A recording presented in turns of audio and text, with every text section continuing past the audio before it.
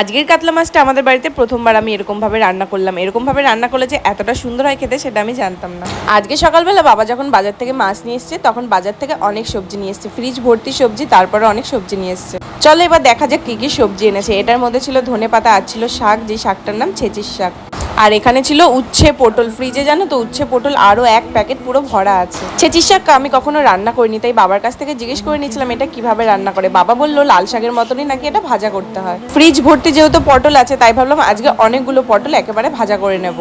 তাই পটলগুলো কেটে ধুয়ে ভালো করে নুন হলুদ মেখে নিয়েছিলাম ভাজা করার জন্য। ধনেপাতাগুলো একেবারে ধুয়ে রেখেছি যাতে এগুলো ফ্রিজে রেখে দিতে পারি। পটল ভাজা দিয়ে গরম ভাতের থেকে আমার পান্তা ভাতটা খেতে বেশি ভালো লাগে। গরম গরম পটল ভাজা থাকবে আর পান্তা ভাত, ও ভীষণ শান্তি লাগে খেতে। শাকটা না আমি রেখে দিয়েছিলাম, কাটবো কি কাটবো না ভাবছিলাম। তারপর ভয়টাকে সাইডে রেখে ভাবলাম কাটতেই যখন হবে তাহলে কেটে ফেলি, দেরি করে লাভ নেই। তবে এই শাকটা কি করে কাটবো বুঝতে পারছিলাম না। তারপর আমি নিজে থেকে বুদ্ধি বের করে লাল শাকটা যেভাবে কাটে সেরকম ভাবে কাটা শুরু করে দিলাম। আচ্ছা, ছেচির শাক তোমরা কে কে ভালো খাও বলো তো? কড়াইতে শুকনো লঙ্কা, কালো জিরে আর রসুন ভেজে তার মধ্যে ছেচির শাকগুলো দিয়ে দিয়েছি। এই শাক কাটতে গিয়ে আমার হাতের একেবারে বাজে অবস্থা হয়ে গেছে। প্রথমে যে নোকটা ভেঙে গেছিল সেটা আমি পরে দেখতে পেয়েছি। আজকে কাতলা মাছের পিসগুলো কিন্তু ভীষণ ভারী ভারী ছিল। মনে হলো আজকের কাতলা মাছটা একটু অন্যরকম ভাবে রান্না করা যাক। চলো কাতলা মাছটা কিভাবে রান্না করি সেটা এবার তোমাদেরকে বলি।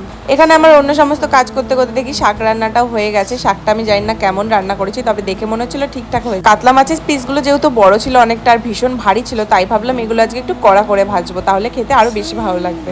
আচ্ছা, কাতলার রুই মাছের মধ্যে তোমরা বুঝতে পারো কোনটা কি মাছ? এটা কিন্তু আমার সব সময় গুলিয়ে যায়। বাবা যখন বলে যে হ্যাঁ এটা কাতলা বা এটা রুই মাছ, তখন আমি বুঝি। এখানে কিন্তু কাতলা মাছগুলো আমি একটু কড়া কড়া করে ভেজে নিই। তারপর কড়াইতে তেলটা ভালো করে গরম করে জিরে আর পেঁয়াজ কুচি দিয়ে সেটা ভালো করে ভেজে নিতে হবে। তারপর এর মধ্যে আমি দিয়ে দিচ্ছিলাম আদা। আদাটা কিন্তু আজকে আমি পেস্ট করে দেইনি, এরকম ভাবে দিয়েছি যাতে খেতে আরো বেশি ভালো লাগে। পেঁয়াজটা কিন্তু এখানে আমি লাল লাল করে ভেজে নিয়েছি। তার মধ্যে দিয়েছি লঙ্কা পেস্ট, জিরে গুঁড়ো আর রেড চিলি পাউডার, নুন হলুদ পরিমাণ মতো দিয়ে তারপর এটাকে আমার ভালো মতো ভেজে নিতে হবে। এই মশলাটা হালকা ভাজা হলে তার মধ্যে সামান্য পরিমাণে একটু আমি চিনি অ্যাড করেছিলাম। তারপর মশলাটা কষিয়ে নিয়ে এর মধ্যে আমি আলুটা দিয়েছি যাতে আলুটা ভালো করে কষাতে পারি। মাছ মাংস যা কিছুই রান্না করি না কেন মশলাটা যত সুন্দর করে কষাবো জিনিসটা খেতে কিন্তু তত বেশি সুন্দর হবে। তারপর একটু আলু তুলে আমি আলুটা মিক্স করে তারপর দিয়ে দিয়েছিলাম। ঝোলটা যখন ভালো মতো ফুটেছে তার মধ্যে আমি মাছগুলো দিয়ে দিয়েছি। তারপর যখন ঝোলটা প্রায় হয়ে গেছে এখানে আমি দিয়ে দিয়েছি গরম মশলা আর ধনেপাতা কুচি।